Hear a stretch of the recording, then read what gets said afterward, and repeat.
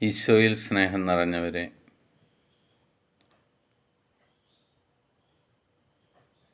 ഒരു ഞായറാഴ്ച കൂടി ദൈവത്തിൻ്റെ മുന്നിലായിരിക്കുക, ഈശോയോട് ചേർന്ന് തൻ്റെ ബലിയർപ്പിക്കുവാൻ നമ്മൾക്ക് അവസരം ലഭിച്ചിരിക്കുന്ന സമയം.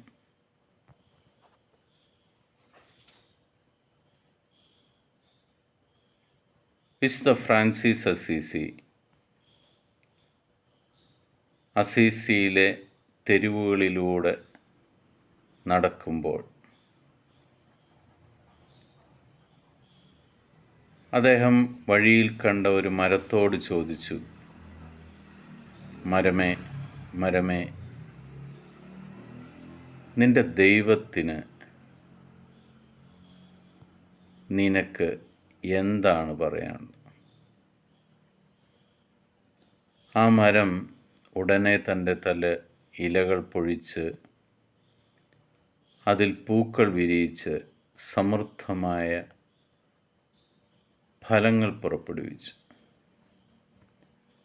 ആ മരത്തിൻ്റെ ദൈവത്തോടുള്ള സ്നേഹം അങ്ങനെ അത് പ്രകടമാക്കി. കുറേ മുന്നോട്ട് പോയപ്പോൾ ഒരു കുരുവിയെ കണ്ടപ്പോൾ ആ കുരുവിയോടും ഫ്രാൻസിസ് ചോദിച്ചു, കിളിയെ, നിനക്ക് നിൻ്റെ ദൈവത്തോടുള്ള സ്നേഹം എന്താണ്? അതുവരെ കേൾക്കാത്ത ശ്രുതിമധുരമായ സ്വരത്തിൽ ആ കിളി ഒരു പാട്ടുപാടി ദൈവത്തെ സ്തുതിച്ചു. വീണ്ടും മുന്നോട്ട് ചെന്നപ്പോൾ വഴിയരികിൽ അപ്പം വിൽക്കുന്ന ഒരു പ്രായമായ അമ്മയെ കണ്ടപ്പോൾ ആ അമ്മയോട് ചോദിച്ചു, നിങ്ങളുടെ ദൈവത്തോടുള്ള സ്നേഹം എന്താണ്? ആ അമ്മ തൻ്റെ കുട്ടയിൽ നിന്നും ഒരു അപ്പം എടുത്ത് ഒരു ബാലന് കൊടുത്ത് അവനെ സന്തോഷത്തോടെ പറഞ്ഞയക്കുന്നു.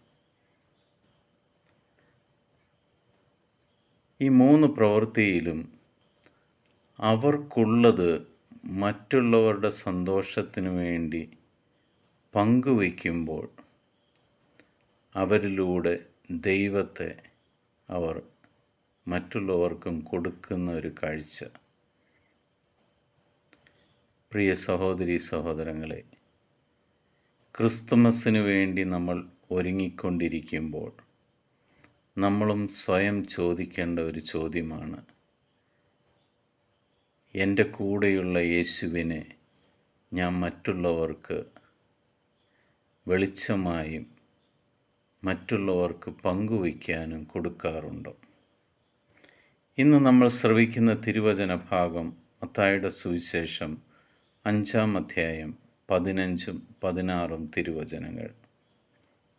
വിളക്ക് കൊളുത്തി ആരും പറയുടെ കീഴിൽ വയ്ക്കാറില്ല, പീഠത്തിന്മേലാണ് വയ്ക്കുക.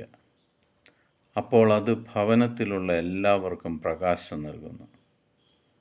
അപ്രകാരം മനുഷ്യർ നിങ്ങളുടെ സത്പ്രവർത്തികൾ കണ്ട് സ്വർഗസ്ഥനായ നിങ്ങളുടെ പിതാവിനെ മഹത്വപ്പെടുത്തേണ്ടതിന് നിങ്ങളുടെ വെളിച്ചം അവരുടെ മുമ്പിൽ പ്രകാശിക്കട്ടെ. നമ്മളിലൂടെ മറ്റുള്ളവർ നമ്മളുടെ പ്രവൃത്തികൾ കണ്ട് സ്വർഗസ്ഥനായ നമ്മുടെ പിതാവിനെ മഹത്വപ്പെടുത്തണമെങ്കിൽ ഈ ലോകത്തിൻ്റെ മുന്നിൽ നിങ്ങളിലുള്ള ക്രിസ്തുവിനെ മറ്റുള്ളവർക്ക് കാണിച്ചു കൊടുക്കണം. തിന്മയുടെ ഇരുട്ടിൽ കഴിയുന്നവരെ വെളിച്ചത്തിലേക്ക് കൊണ്ടുവരുവാൻ നിങ്ങൾ അവരുടെ മുന്നിൽ ഒരു വെളിച്ചമായി മാറണം. ഒരു മെഴുകുതിരി അന്ധകാരത്തെ മാറ്റുന്നത് പോലെ ഈ ലോകത്തിലെ തിന്മയുടെ അന്ധകാരത്തിൻ്റെ മുന്നിൽ ദൈവത്തിന് മഹത്വം കിട്ടത്തക്കവണ്ണം നിങ്ങളൊരു പ്രകാശമായി മാറണം.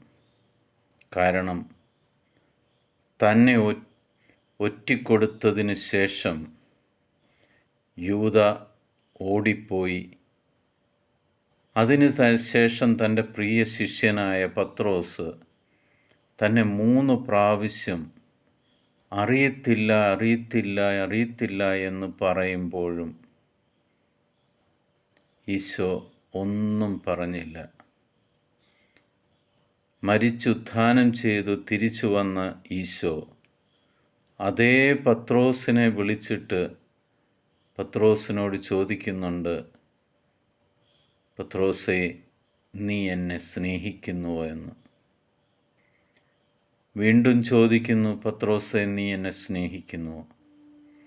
മൂന്നാമതൊരിക്കൽ കൂടി ചോദിച്ചപ്പോൾ പത്രോസിൻ്റെ ചങ്ക് പൊട്ടിക്കൊണ്ട് പത്രോസ് പറയുന്നുണ്ട്, കർത്താവേ, അങ്ങേക്കെല്ലാം അറിയാമല്ലോ എന്ന്.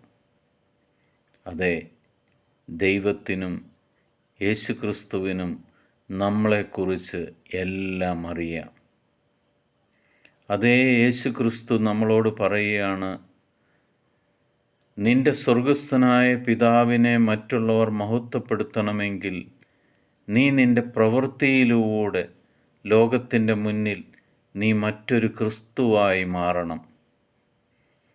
ആ തിന്മയുടെ മുന്നിൽ നീ ഒരു വെളിച്ചമായി മാറണം.